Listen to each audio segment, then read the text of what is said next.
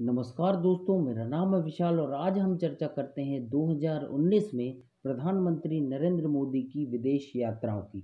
2020 की हम चर्चा इसलिए नहीं कर सकते क्योंकि भैया 2020 में आप सबको पता होगा कोविड-19, कोरोना, लॉकडाउन। मैं जहाँ रहता हूँ वहाँ तो लॉकडाउन लगा था। हो सकता है आप लोगों के यहाँ भी लगा हो, तो भैया इस चक्कर में मोदी जी कहीं निकल नहीं पाए। ठीक, तो बात करते हैं मोदी जी की यात्राओं की। बात करते हैं पहली यात्रा की।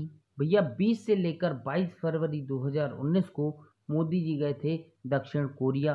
भैया दक्षिण कोरिया गए, वहाँ के राष्ट्रपति के साथ मिले, जो कि मून जे इन साहब वहाँ के राष्ट्रपति हैं।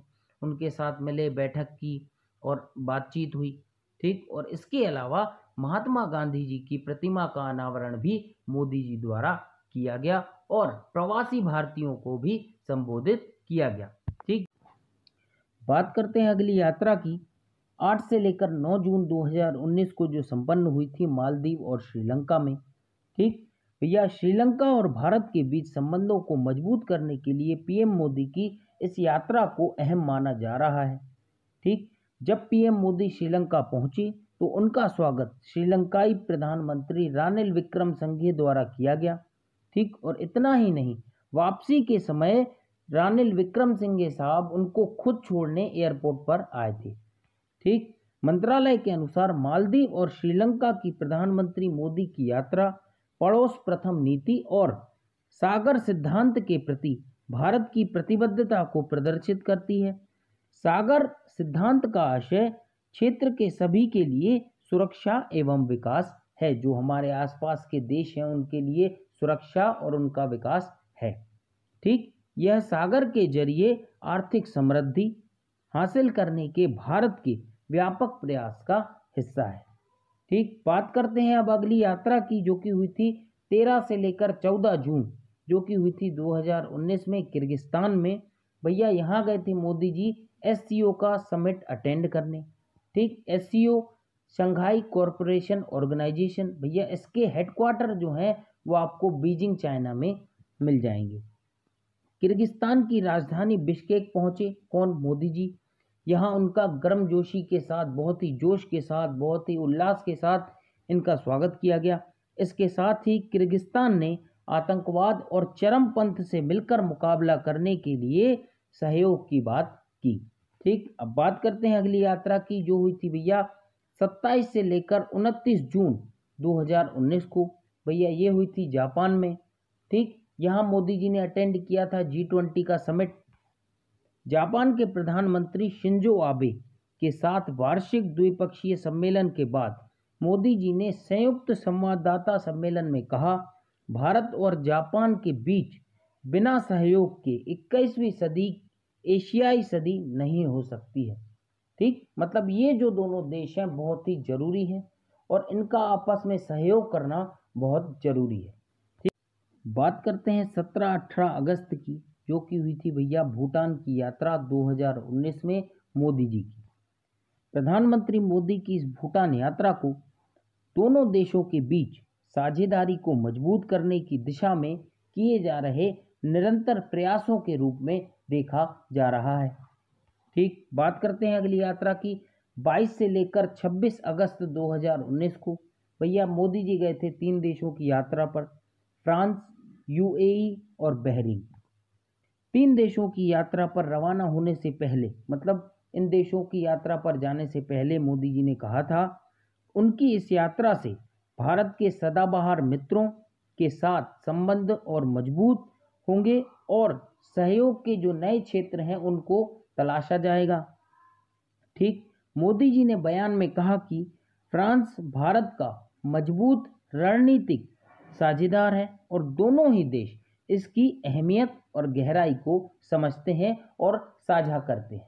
ठीक, बात करते हैं अगली यात्रा की, जो कि हुई थी 4 से लेकर 6 सितंबर 2019 को रशिया में, जो कि हमारा बहुत अच्छा मित्र है।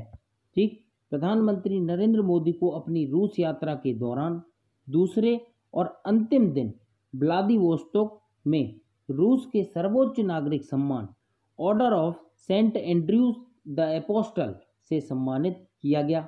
ठीक, मतलब कोई दोस्त आता है तो अपन कहते हैं ना, आओ भाई तुमको घुमा के लाते हैं। ऐसे ही भैया मोदी जी गए होंगे रशिया, व्लादिमीर पुतिन साहब ने बोला होगा, आओ मोदी जी आपको व्लादिवोस्तोक घुमा के लाते हैं। ठीक, करते हैं 21 से लेकर 27 सितंबर 2019 की। भैया मोदी जी गए थे अमेरिका, और अमेरिका में उन्होंने यूएनओ महासभा में संबोधन किया, मतलब यूएनओ महासभा को संबोधित किया। ठीक, उन्होंने इस हफ्ते भर के दौर को बेहद उत्पादक बताया। पीएम ने इस दौर में कई राष्ट्र प्रमुखों और विभिन्न क्षेत्रों के अहम लोगों के साथ चर्चा की, बातचीत की, और संयुक्त राष्ट्र महासभा के 74वें सत्र को संबोधित किया। आपसे ये क्वेश्चन डायरेक्ट बन सकता है कि भैया मोदी जी ने संयुक्त राष्ट्र महासभा के कौन से सेशन को संबोधित किया, तो ये है भैया 74 सेशन को संबोधित किया। ठीक, बात करते हैं अगली यात्रा की। 28 से लेकर 29 अक्टूबर 2019 को मोदी जी गए थे भैया सऊदी अरब। ठीक, भारत और सऊदी अरब ने अपने संबंधों को मजबूती प्रदान करने के लिए तेल, गैस, रक्षा एवं नागर विमानन समेत अलग अलग प्रमुख क्षेत्रों में कई समझौतों पर हस्ताक्षर किए। ठीक, बात करते हैं अब भैया थाईलैंड की। 2 से लेकर 4 नवंबर 2019 को मोदी जी गए थे थाईलैंड। ठीक, आसियान सम्मेलन को अटेंड करने।